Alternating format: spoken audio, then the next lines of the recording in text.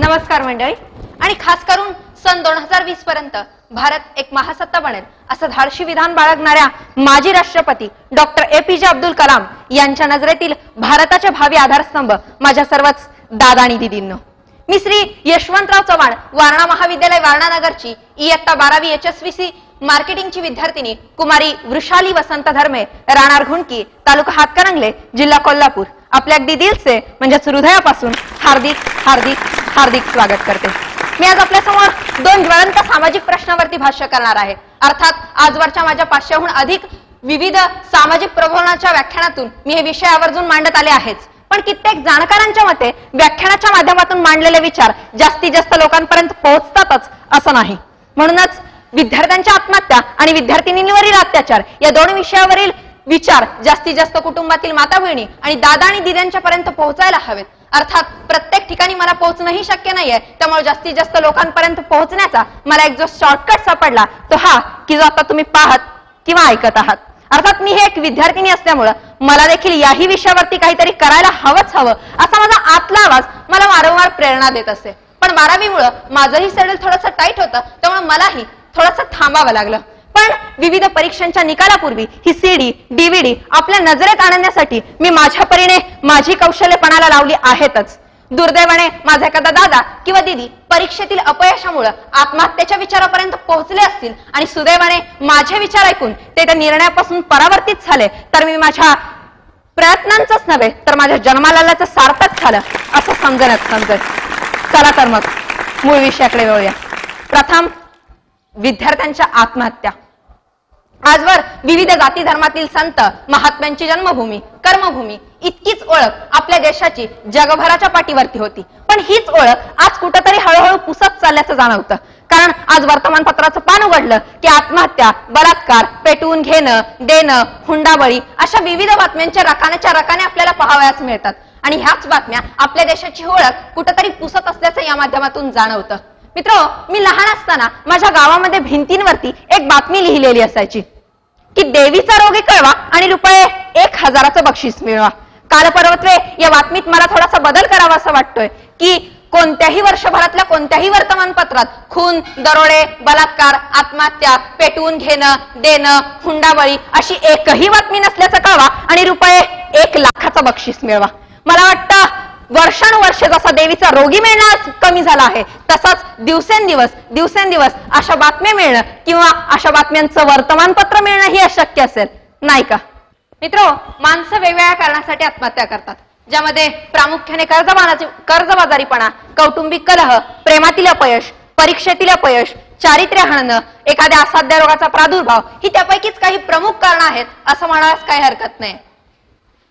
National crime records ब्युरोच्या मते सन 2011 मध्ये 1,35,585 तर सन 2012 मध्ये 1,35,445 इतक्या आत्महत्या झाल्या. भारतामध्ये दर दिवशी 371 आत्महत्या होतात, ज्यामध्ये पुरुषांची संख्या 242 तर स्त्रियांची संख्या 129 इतकी आहे.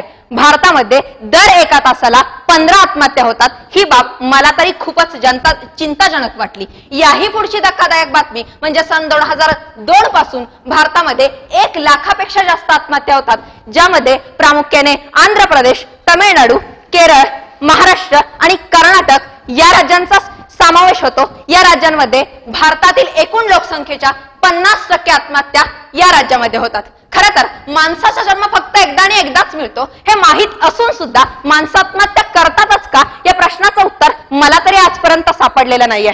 खरं तर आपल्यापैकी कोणा एखाद्याच्या मनात आत्महत्येचा विचार आलाच ना, तर त्यावेळी मला असा आत्महत्येचा निर्णय का घ्यावा लागतो आहे हा प्रश्न स्वतःला विचारून बघा. असा निर्णय अनावधानाने घाई गडबडीत घेण्यापूर्वी काही प्रश्न स्वतःला विचारून बघा की जगातील सर्वात जास्त बुद्धिमान प्राणी माणूस म्हणून ज्या विधात्यानं मला जन्माला घातलं त्या विधात्याला मला जन्म दिल्याचं सार्थक वाटेल का? ज्या आई बापांनी मला जन्म दिला, लहानाचं मोठं केलं, मी कुणीतरी खूप मोठं बनावं अशी स्वप्न आपल्या उराशी बाळगली, त्यांना त्यांच्या आयुष्याचं सार्थक झाल्याचं समाधान वाटेल का? खरं तर माणसाचा जन्म फक्त एकदा आणि एकदाच मिळतो हे माहीत असून सुद्धा माणसं आत्महत्या करतातच का या विषयावरती मी थोडंसं चिंतन मनन केलं. त्यावेळी माझ्या लक्षात आलं की आत्म म्हणजे स्वतः किंवा स्वतःची आणि हत्या म्हणजे हत्या. स्वतःची स्वतःने केलेली हत्या हा झाला आत्महत्येचा ढोबळ मानणारे अर्थ. पण प्रख्यात वक्ते माननीय शिवखेरा यांच्या मते आत्महत्या म्हणजे आयुष्यातील संकटांना भिवून काढलेले एक पळवाट होय, किंवा आत्महत्या म्हणजे तात्पुरत्या समस्येवरचा कायमस्वरूपी इलाज होय, किंवा प्राध्यापिका सौ प्रीती शिंदे पाटील मॅडम यांच्या मते आत्महत्या म्हणजे केवळ स्वतःचाच नाश नव्हे तर आई वडिलांच्या स्वप्नांचा, अपतेष्टांच्या अपेक्षांचा, भावंडांच्या आशेंचा, प्रियजनांच्या विश्वासाचा, सगळ्यांचाच नशिबापुढे दंड थोपटून उभे टाकण्याऐवजी पत्करलेली सपशेल शरणागतीच, आव्हानांच्या अडथळ्यावरून स्वतःला आजमावण्याऐवजी केलेला स्वतःचा कडेलोट, आयुष्याच्या भरल्या ताटात स्वतःच्या हातांनी माती कालवण्याचं केलेलं पाप होय, पाप होय, महापापच. खरं तर अशी व्यक्ती या जगात जगण्यास लायकच नसते. अर्थात ज्या व्यक्तीच्या आयुष्यात एकदाही आत्महत्येचा विचार आलाच नाही ती व्यक्ती खऱ्या अर्थानं आयुष्य जगलीच नाही असं म्हणायलाही काही हरकत नाही. पण विचार फक्त मनात येणं आणि तो कृतीत आणणं यात मात्र जमीन आसमानाचा फरक आहे. मित्र, तुमच्यापैकी कुणा एखाद्याच्या मनात आत्महत्येचा प्रश्न आलाच ना तर त्यावेळी स्वतःला काही प्रश्न विचारून बघा. असा निर्णय घाई गडबडीत अनावधानाने घेण्यापूर्वी स्वतःला काही प्रश्न विचारून बघा की जगातील सर्वात जास्त बुद्धिमान प्राणी माणूस म्हणून ज्या विधात्यानं मला जन्माला घातलं त्या विधात्याला मला जन्म दिल्याचं सार्थक वाटेल का? ज्या आई बापांनी मला जन्म दिला, लहानाचं मोठं केलं, मी कुणीतरी खूप मोठं बनावं अशीच स्वप्न आपल्या उराशी बाळगून ठेवलीत, त्यांना माझ्या या पळपुटे निर्णयाने समाधान वाटेल का? ज्या समाजात मी जन्माला आलोय, लहानाची मोठी झालोय, त्या समाजाला माझ्या या धक्कादायक निर्णयाने समाधान वाटेल का? ज्या गुरूंनी मला विद्यादान करून कुणीतरी खूप मोठं बनावं असंच स्वप्न आपल्या उराशी बाळगला, त्यांना त्यांच्या आयुष्याचं सार्थक झाल्याचं समाधान वाटेल का? ज्याच्याबरोबर किंवा जिच्याबरोबर आपण सप्तपदीचे फेरे घेतले, ज्यांच्या खांद्यावरती आपण विश्वासानं मान टेकवली, त्यांना त्यांच्या आयुष्याचं सार्थक झाल्याचं समाधान वाटेल का? ज्या मुलांनी आपल्या मनगटाच्या जोरावरती या दुनियेत पदार्पण केलं, त्यांना त्यांच्या ध्येयापर्यंत पोहोचवल्याशिवाय आपण आपल्या आयुष्याच्या रणांगणातून अशी माघार घेतलीत तर त्यांना त्यांच्या आयुष्याचं सार्थक झाल्याचं समाधान वाटेल का? या आणि अशाच काही प्रश्नांची उत्तरं जर तुमच्याकडून नाही आणि नाही अशीच येत असतील तर कुठंतरी थांबा. आणि मित्र, आयुष्यात एक गोष्ट नेहमी पक्की लक्षात ठेवा, जी गोष्ट आपल्याला खाली खेचते असं वाटतं तीच गोष्ट आपल्याला आयुष्यात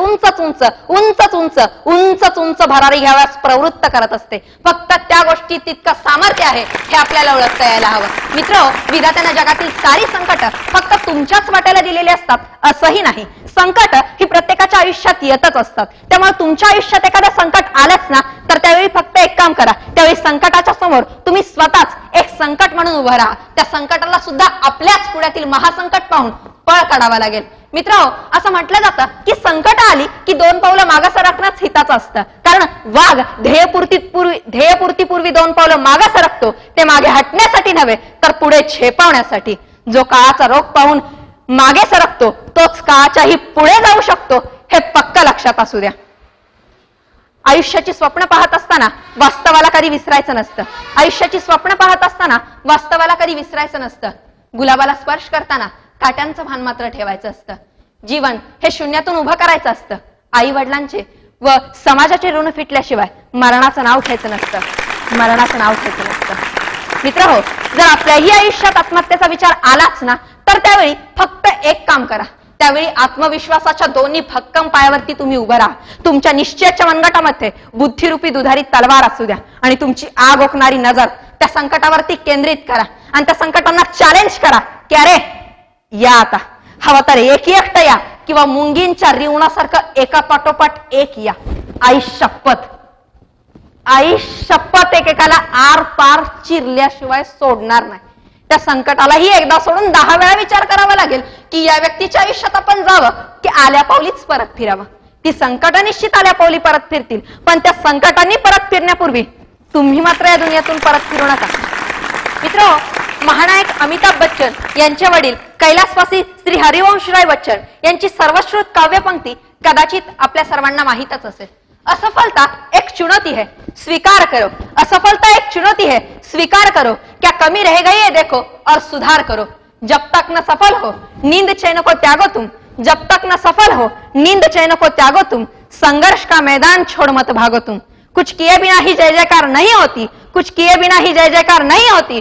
कोशिश करने वालों की कभी हार नहीं होती. कोशिश करने वालों की कभी हार नहीं होती. नन्ही चींटी जब दाना लेकर चलती है, नन्ही चींटी जब दाना लेकर चलती है, चढ़ती दीवारों पर 100 बार फिसलती है. मन का विश्वास रोगों में साहस भरता है. मन का विश्वास रोगों में साहस भरता है. चढ़कर गिरना, गिरकर चढ़ना ना अखरता है, आखिर उसकी मेहनत बेकार नहीं होती, आखिर उसकी मेहनत बेकार नहीं होती। कोशिश करने वालों की कभी हार नहीं होती, कोशिश करने वालों की कभी हार नहीं होती, कोशिश करने वालों की कभी हार नाही होती।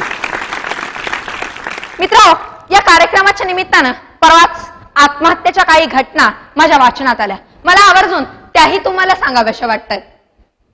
घटना क्रमांक 1, इयत्ता 6वीच्या वर्गात शिकणारा 12 वर्षांचा मुलगा की ज्याच्या आईनं तू आता अभ्यासाला बस, गावात हिंडणं फिरणं टवाळक्या करणं थोडंसं बंद कर, कमी कर आणि आता अभ्यासाला सुरुवात कर असं सांगितलं।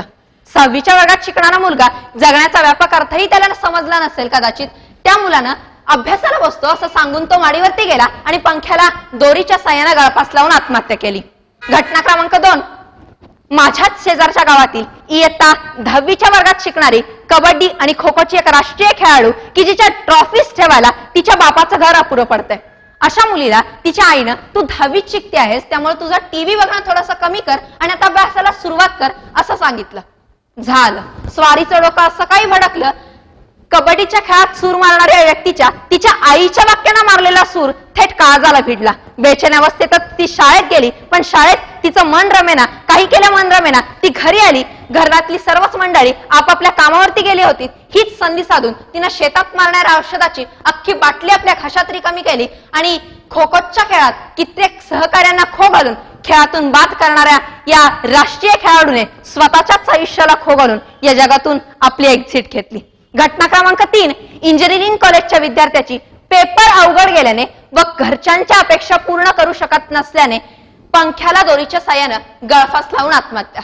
घटना क्रमांक 4, प्रियकराने ऐन वेळेस लग्नास नकार दिल्याने प्रियसीची आत्महत्या। घटना क्रमांक 5, आंतरजातीय विवाहाला घरच्यांच्याकडून विरोध म्हणून प्रेम युगलाची व्हॅलेंटाईन डे दिवशीच स्वतःला रेल्वे खाली झेपावून आत्महत्या। घटना क्रमांक 6, गारपिटीतील नुकसानीने आजवर 63 शेतकऱ्यांच्या आत्महत्या आणि अजूनही आत्महत्येचं सत्र सुरूच। अशा काही बातम्या ऐकल्या वाचल्या की मन अगदी सुन्न होऊन जातं, असं वाटतं कुठेपर्यंत चालणार हे असं। यावरती आपण काही प्रबोधन मनन चिंतन करणार आहोत की नाही? ज्यांच्याकडून आपण महासत्तेची स्वप्न बाळगत आहोत तीच आपल्या आयुष्याचा प्रवास असा अर्ध्यावरती सोडून चालली आहेत, यावरती आपण काही प्रबोधन चिंतन मनन करणार आहोत की नाही? अशा कितीतरी प्रश्न माझ्या मनात येऊन गेले। त्यावेळी काही प्रश्नांची उत्तरं मला सापडली, ती मी आपल्याला सांगू इच्छिते। अपेक्षा फक्त इतकीच आहे की या प्रश्नांच्या उत्तरावरती आपल्याकडून थोडंसं चिंतन मनन कृती अवश्य व्हावी। घटना क्रमांक 1 व 2, 6वीच्या वर्गातला मुलगा आणि 10वीच्या वर्गातली मुलगी। खरं तर जगण्याचा व्यापक अर्थही न कळालेला हे वय, असंच या वयाचं वर्णन करावं लागेल। समाजातील बऱ्या वाईटाची जाण या वयात येत असावी असं मला वाटत नाहीये।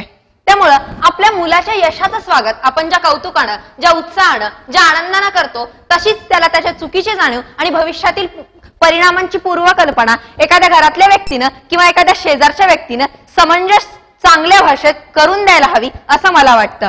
आई वडिलांनी मुलांनी अभ्यास करायला हवा याची जाणीव करून देणं आणि मुलांनी आयुष्याचं पुस्तक कायमचंच मिटणं वाटते तितकी साधी गोष्ट नाहीये होई, गंभीर मनाला अस्वस्थ करणारी बाब आहे। मुलांनी अभ्यास करायला हवा याची जाणीव आई बापांनी करून द्यायचीच नाही का? आपण कुणाचं तरी ऐकायला हवं ही मानसिकता आज मुलांच्या मनामध्ये उरलीच नाही का? 6वीतल्या वर्गातल्या मुलाला आईच्या बोलण्याचा अपमान वाटावा इतपत आम्ही अहंकार पोसत चाललो आहोत की काय?